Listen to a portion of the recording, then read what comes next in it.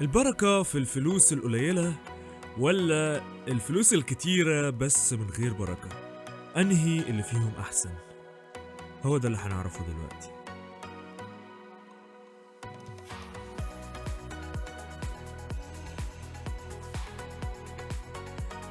السلام عليكم ورحمة الله وبركاته ladies and gentlemen، أهلا وسهلا بيكم في حلقة جديدة من برنامج براحتنا. برنامج اللي أنا وأنتم بنحبه لأن إحنا هنا براحتنا على الآخر. طيب دلوقتي إحنا عايزين نعرف أنهي الأحسن. اول حاجه انا عايزك تقول لي رايك، يعني انت من وجهه نظرك تقول لي في الكومنتس او في الشات، او تقدر تتواصل معايا شخصيا وتقول لي ايه رايك. وانا هقول لك هنا رايي الشخصي بكل اريحيه لان احنا هنا براحتنا. بصراحه انا جربت ده وجربت ده، ومن وجهه نظري الشخصيه هقولها لك في الاخر، بس هقول لك الاول رحله معينه كده، الرحله اللي انا خدتها. في الاول كان معايا فلوس كتيره، بس عارف انت الفلوس الكتيره دي، يعني انا مثلا كان جالي حوالي مثلا فلوس معينه، رقم معين من الفلوس. اول ما جات لي من هنا كان في حاجات انا عايز اجيبها وعايز اعملها، فرحت صارف فيها الفلوس على طول في ساعتها. طبعا الحاجات دي فادتني بصراحه واستعملتها واستفدت بيها، بس اللي هو ايه، ما حسيتش بالفلوس، الفلوس طارت زي ما بيقولوا كده. وبعدها كنت محتاج برضو فلوس عشان اعمل حاجات تانية وعشان اجيب حاجات تانية، والحاجات التانية دي كانت اساسيه. فكنت محتاج فلوس تانية، فكنت محتاج اشتغل اكتر عشان اجيب الفلوس الاكتر دي. وده معناه، مش معناه ان الفلوس دي جت من طريق حرام او حاجه، لا قشطه كانت حلال وكل حاجه. بس ما كانش، عارف انت، ما كانش فيه الاحساس بتاع ان الفلوس كتيره كده، فاهم قصدي؟ معناها هي كانت كرقميا، لو احنا بصينا عليها كارقام كانت حلوه، بس فاهم قصدي؟ يعني حاسس باللي انا بقوله. بس بقى لما جيت رحت جربت ان انا اشتغل حاجه تانية، ما كانتش بتجيب نفس المبلغ اللي في الفلوس اللي هي اللي فاتت، بس كانت بتجيب فلوس عاديه جدا جدا يعني.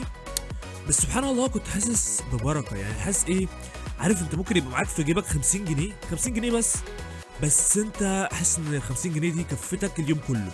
لو انت ركبت مواصلات وجبت حاجه تاكلها وجبت حاجه تشربها، وبقى اتفضل كمان معاك فلوس، وحاسس ان اليوم قضى كده وانت مستريح، مش شايل هم الفلوس خالص.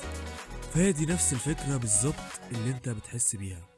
حسيت ان انت، انا كده راضي، انا كده مرضي، فاهم؟ هي دي، عارف البالانس او الاحساس. اصل انت ممكن تفكر انا عايز العربيه اللامبورجيني، انا عايز البيت الفخم، انا عايز اعيش في حاجه منطقه او فيلا عامله ازاي، فاهم؟ انت ممكن تحس بالاحاسيس دي كلها، وخلي بالك دي احاسيس طبيعيه، لان احنا دلوقتي عايشين في عصر وفي زمن. بيقولوا كده بالانجليزي، كده شويه برطمه بالانجليزي، يقول لك the world became a small village، او يعني بقى قريه صغيره، العالم بقى قريه صغيره. فكلنا بقينا عايشين في، كلنا شايفين بعض، كلنا قاعدين في نفس المكان. ممكن تشوف اللي عايش في امريكا، اللي عايش في دبي، اللي عايش في السعوديه، وانت عايش في مصر عادي برضو، اللي عايش في الجونه، اللي عايش في العلمين. فطبيعي ان انت تبقى بتفكر انت عايز تعيش في الاماكن دي، فطبيعي ان انت تدور على شغل بيجيب لك الفلوس الكتير علشان تعيش في الاماكن دي. بس انا ما جربتش اعيش في الاماكن دي كلها، ابقى صريح معاك، احنا براحتنا هنا.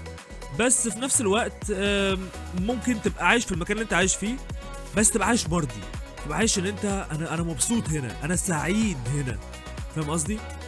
فهو ده الاحساس اللي انت مع ربنا بقى، لما بتقرب من ربنا وبتحس كده ان انت بتقرب من نفسك الاصليه، يعني مش بتقرب من التصنع، لا انت بتقرب لنفسك الاصليه اللي انت بتستريح فيها. انا عايز اشتغل، على فكره انت ممكن في وسط كل في ظل الحاجات دي كلها، انت كل اللي انت تبقى عايزه ان انت تعيش حياه مرتاحه في مكان. انا عايز اشتغل والله شغلانه من 5 ل 9، اللي هي الوظيفه المريحه. انا شغال في صيدليه بعامل فيها البيشنتس او المرضى، بطلع لهم الادويه اللي هم مستريحين بيها، بقول لهم استشارات دوائيه، باخد فلوسي على قد الاستشارات الدوائيه دي، والفلوس دي مكفياني، بجيب بيها اللبس اللي انا عايزه، بخرج بيها الخروجات اللي انا عايزها، وكمان بحوش منها وبيتبقى معايا فلوس. بس ما دام هي الحياه كده، وانت مش مضغوط وما عندكش ضغوطات وانت قاعد مستريح، مش محتاج اكتر من كده يعني، او على حسب كل واحد واحتياجاته. بس اللي هو يعني what could you wish for، او انت ممكن تتمنى ايه اكتر من كده؟ طبعا ممكن تتمنى حاجات اكتر، بس انا مرضي، انا مستريح، حلو قوي كده. وطبعا احنا بنطمح وعندنا طموح، بس طموح مرتاح، فاهم؟ عارف، مش طموح اللي هو طموح مستعجل او طموح مضغوط، لا طموح مرتاح.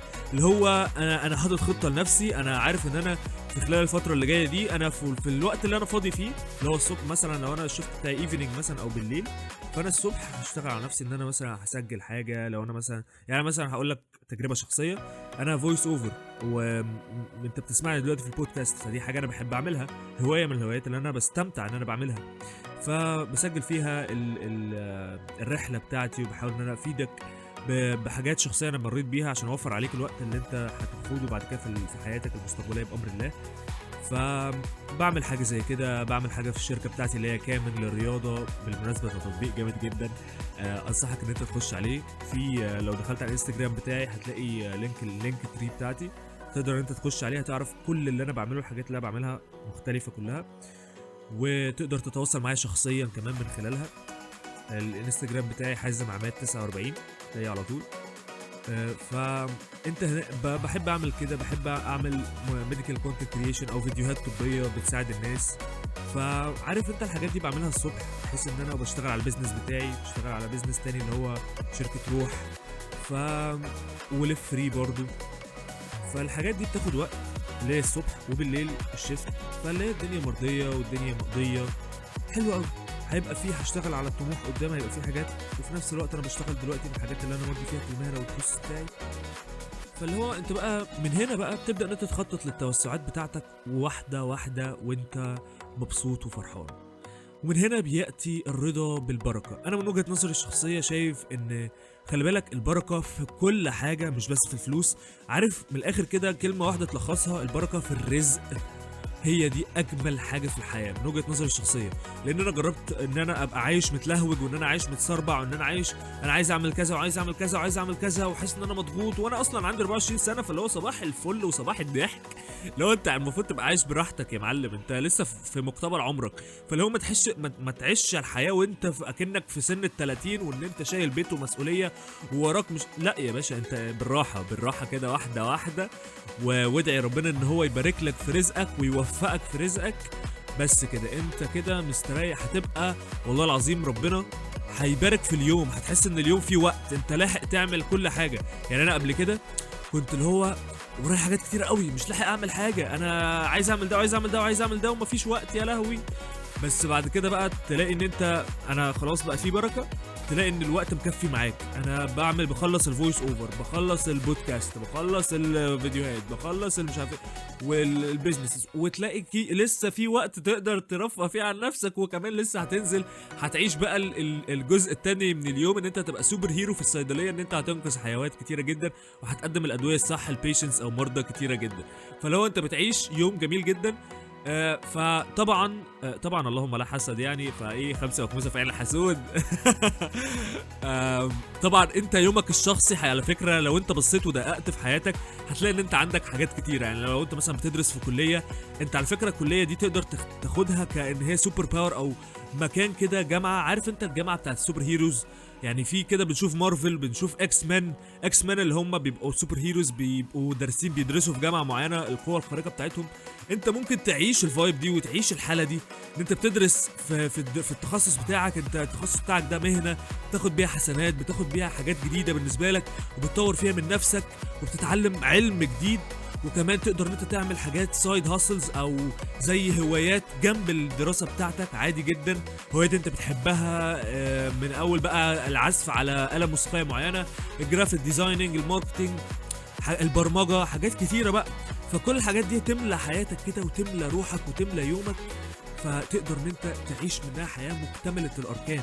فوانس انت عايش حياه مكتمله الاركان، انت بقيت حاسس ان انت مرضي، ان انت خلاص سعيد ومبسوط. انا خلي بالك البركه كمان بتبقى في العيله، البركه كمان بتبقى في الصحه، البركه بتبقى في حاجات كتيره قوي، اللي هو انت مندمج في حاجات كتيره. انت حاسس ان انت اليوم بتاعك والحياه بتاعتك كلها على بعض، مش بس الفلوس، الحياه كلها على بعض فيها بركه وفيها توفيق من ربنا. اللي هو الحاجه اللي انت بتخشها او بتعملها بتلاقي ان هي ربنا بيوفقك فيها، بييسر لك امرك، وواحده واحده كده بكل بساطه بتبص على حياتك برويه وبالراحه كده. ولو انت سمعت البودكاست الحلقه اللي فاتت اللي هو تبقى موظف ولا تفتح بيزنس، كنت بتكلم فيها على التخطيط لحياتك، وان انت ازاي بقى تبقى تنظم حياتك بطريقه مظبوطه كفعليا بقى، اللي هو زي ما ربنا بيقول اعقلها وتوكل. فالجزء بتاع اعقلها ده هتلاقيه في الحلقه اللي فاتت من البودكاست اللي هو تفتح بيزنس ولا تبقى موظف. كنت بتكلم فيها على حاجات كتيره، بس مش بس ان انت تبقى تفتح بيزنس ولا تبقى موظف. وهنا احنا بنتكلم بقى على الحياه، اركان الحياه المكتمله. يعني مثلا انا هقول لك قصه. انا دلوقتي شخصيا كنت بعيش حياه. انا عندي عيله الحمد لله بحبها جدا وهم بيحبوني جدا، بس انا ما كنتش بتواصل معاهم على طول، لان انا كنت مسحول سحله في الدراسه بتاعتي وفي الشغل بتاعي في كل بقى الحاجات اللي انت عارفها اللي انا اتكلمت فيها. فاللي هو انا مش لاحق اتكلم مع عيلتي، مش لاحق اعمل صله الرحم، مش لاحق ان انا اتكلم مع حبايبي وعمامي واولاد عمتي فمع اني بحبهم هم بيحبوني، بس مفيش الكونكشن، فاهم قصدي؟ بس دلوقتي انا بقول فاهم قصدي كتير، قشطه يعني عادي يعني، فاهم؟ احنا هنا براحتنا، وكلنا عندنا عيوب وحاجات بقى، فاهم؟ ولازمات وبتاع، فاحنا براحتنا هنا على الاخر، فقشطه يعني زي الفل. فزي ما كنت بقول لك ان انا عندي العيله وعايز اكلمها بس مش لاحق. دلوقتي بقى في وقت ان انا اكلمهم، ان هم يكلموني، حتى ممكن مكالمه صغيره ربع ساعه ولا 10 دقايق بتبقى انت بتتكلم فيها معاهم كميه كلام وبتعبر فيها عن كميه كلام كتير جدا، لدرجه ان انت انا المكالمه دي يا لهوي ده احنا اتكلمنا كتير قوي، كنا اتكلمنا فاهم يوم كامل ولا اسبوع كامل. فاللي هو هي دي البركه. وكمان في الصحاب ان انت بقى بتلاقي الناس اللي انت بتكلمها جديده لسه اللي بتتعرف عليها. الطبيعي ان احنا بنلاقي ناس جديده دي، طبعا احنا عارفين غدر الصحاب وعارفين ان الدنيا ما بقاش فيها امان، ما بقاش فيها الصحاب، ما بقاش فيها جدعنه، فاهم؟ اللي باعني وخان واللي اشترى وما بقاش في امان، وعارف الكلام ده كله. طبيعي ان احنا نحس كلنا بالكلام ده. بس الحقيقه بقى ان الدنيا دي انت لما تبقى انت مظبط حياتك، وان انت حاسس بالبركه كده، وان انت بتدعي ربنا بالرزق الحميد، وان انت بتدعي ربنا بالبركه والتوفيق، تبدا بقى ان ربنا، انت لما تحس بالانر بيس ده او السلام الداخلي، وان انت كده حاسس ان انت مقبل على الحياه وبسم الله الرحمن الرحيم كده، ربنا هيكرمك وهيرزقك. فتحس ان انت تلاقي الناس الجديده في الشغل، ايه ده؟ لا ده انت اتعرفت على ناس جديده في الشغل، انت صاحبت عليها، ان انت حاطط باوندريز لطيفه او حاطط حدود لطيفه بالنسبه لك، مش حدود بقى اللي هي خشنه بقى، واللي هو انا اللي هيقرب لي هعوره، واللي هيخش على حدودي هكسحه، مفيش الكلام ده. لا انا عادي كده بالهداوه. صاحبك او زميلك اللي في الشغل لما بيسالك على حاجه او بيحاول يعمل حاجه معاك، يعني مثلا هقول لك على حاجه، مثال شخصي في صيدليه، انا مثلا بقدم اوردر للبيشنت او مريض قدامي، الاقي مثلا صديقي في الصيدليه او زميلي بيخلص معايا الاوردر ده، فانا بقى مش هقول ده بيقطع عليا، لا انا هقول ده قشطه الحمد لله، ده بيوفر عليا مجهود ووقت، احنا كده تيم وورك، احنا كده عمل جماعي. فكده ده انا اتبسط بيه واقول له تسلم ايدك والله ينور عليك، وانا اجيب الحاجه التانية، فاحنا بنكمل بعضينا. وابتدي اتعرف عليه، طب انت بتعمل ايه بره الشغل؟ مش لازم بره الشغل، بس بتعمل ايه في الوقت الفراغ بتاعك؟ بس انت يعني انت دلوقتي عارف، ما تبقاش فضولي وما تبقاش حشري اذا بالبلدي كده، بس في نفس الوقت تبقى في اداره الشغل بتاعك، تتكلم معاه بوديه كده، وتتوقع منه ان هو يكلمك بوديه. فلما انت تتوقع منه الايجابي هو هيديلك الايجابي، وانت لما بتعامله بالحسنى هو هيعاملك بالحسنى. اصل خلي بالك احنا كلنا عايزين ايه غير ان احنا نستريح ونبقى مبسوطين من بعض؟ احنا على فكره كلنا عايزين كده. فبغض النظر بقى عن الحاجات اللي بتحصل والعصافير والمش عارف ايه، مكبر دماغك انت من كل الكلام ده، زي بالبلدي لما بيقولوا امشي عدل يحتار عدوك فيك.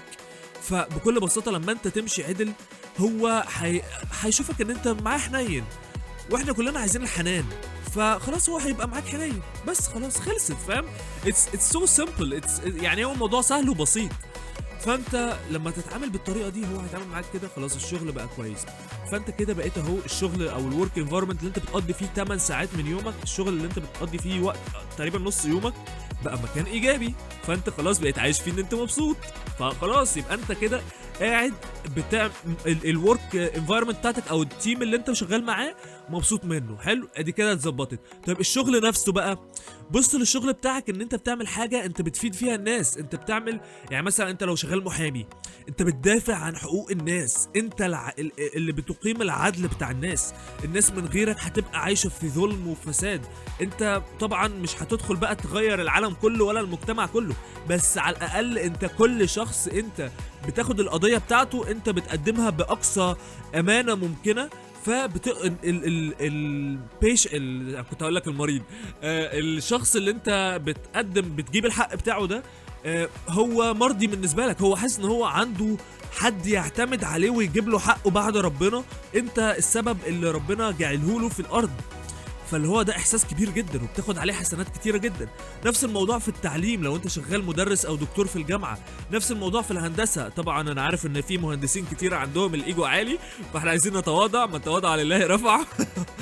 فاللي هو انت شغال، انت بتعمر بيوت الله، انت بتعمر. على فكره بيوت الله مش شرط تبقى جامع، انت البيت ما دام احنا بنصلي في البيت فده مكان من بيوت الله، انت بتعبد ربنا في بيتك.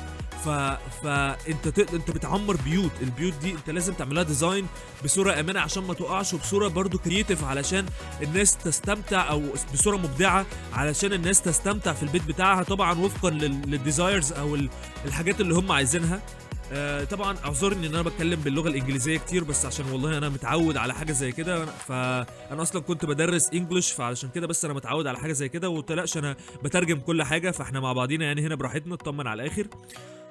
فزي ما بقول لك ان في كل مهنه انت بتمتهنها، حتى مهما كانت بسيطه، مهما كانت ايا كانت هي ايه، حتى لو انت شغال مثلا في مخبز، انت بتخبز للناس الاكل اللي هم بياكلوه. انا على فكره بحس كده لما بروح لمخبز مثلا، انا بتبسط بالشخص اللي بيديني الاكل اللي انا باكله ده نشويات، اي نعم هي نشويات، مش كل النشويات تبقى صحيه، بس انت بتاكل حاجات بقى قليله او خفيفه، بس هو بيدي لك حاجه هو اللي عاملها بايده، بعملها بكل حب، عاملها بكل تركيز واتقان، فانت بتاكلها بتستمتع بيها.